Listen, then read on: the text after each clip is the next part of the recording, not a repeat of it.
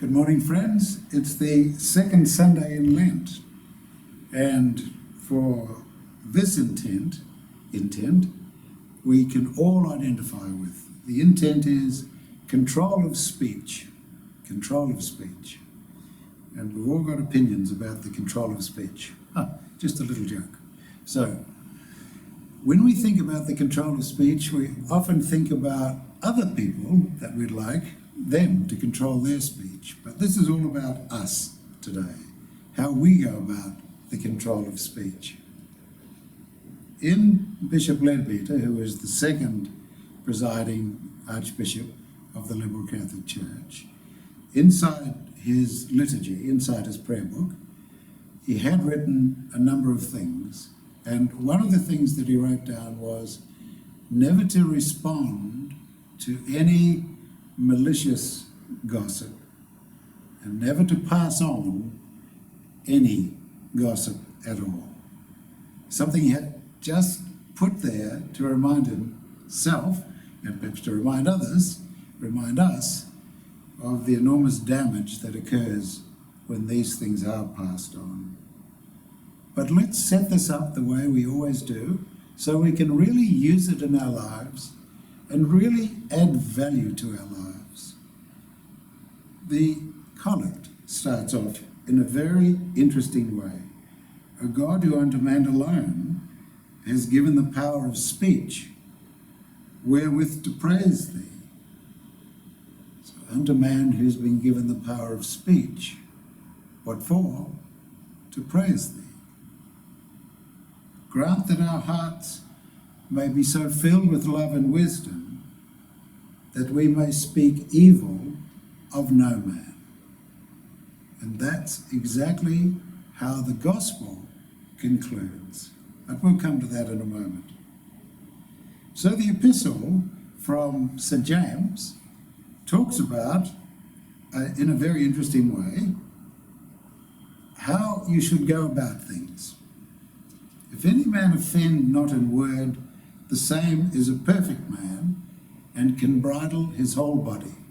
So we know you can put a bridle in a horse's mouth. It's a relatively small thing, and you can steer that horse anywhere you want to go. Similarly, the rudder in a huge ship, like a cruise ship that we see, the largest ship in the world, the rudder is relatively small, but it can turn that huge ship here, there, and guide it where it needs to go to avoid danger. So what this is saying, what St. James is saying is, just be aware of your tongue and how powerful it is. And there's a lovely phrase in here which says, in the original translation, the smallest spark can start a raging forest fire. Don't we know it in Australia? Don't we know that? The smallest spark.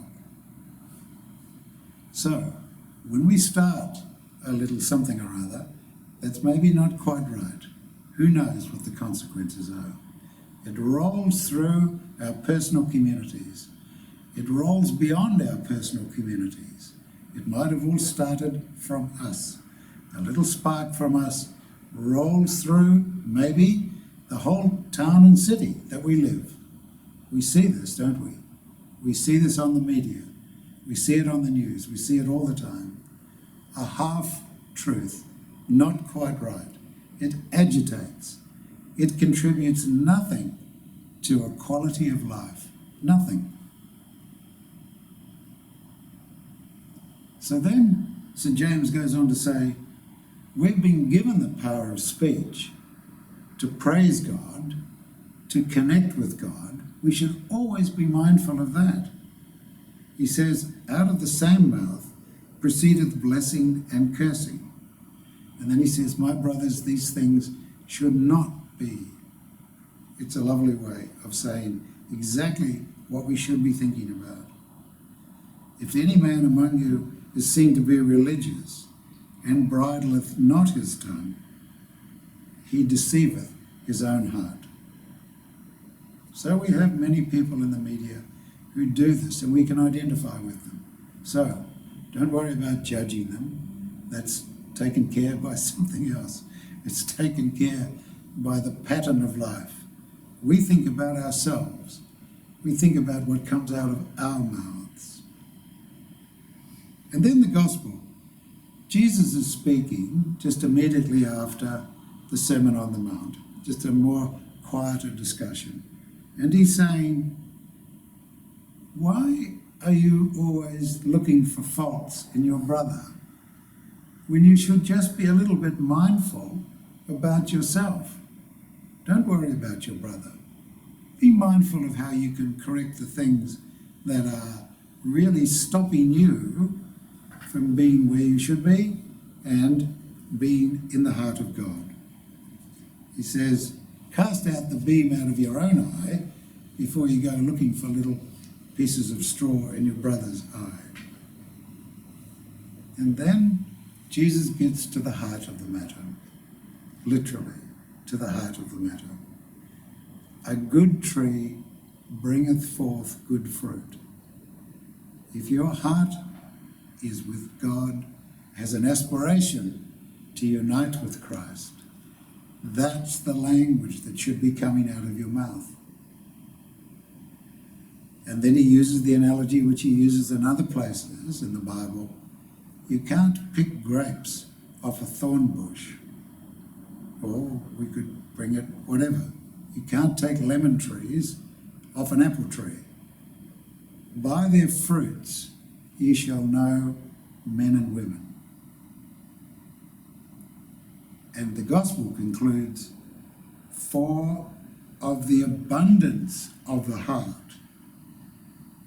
our mouths speaketh, the abundance of our heart.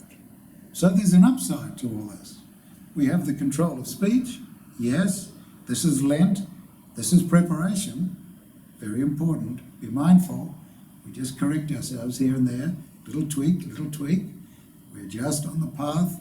We're preparing.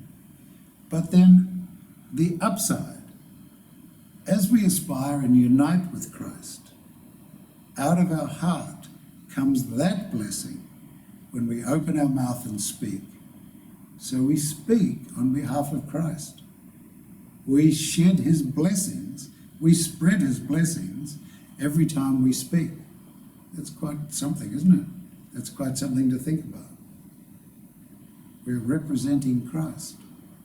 So we should be very mindful how we go about things. And don't worry about being a particularly good speaker or something or other, or a powerful speaker or whatever. The power of Christ is carried in the softest voice, in the softest ideas, in the most succinct message, short and sweet. This is the message of Christ, straight to the heart.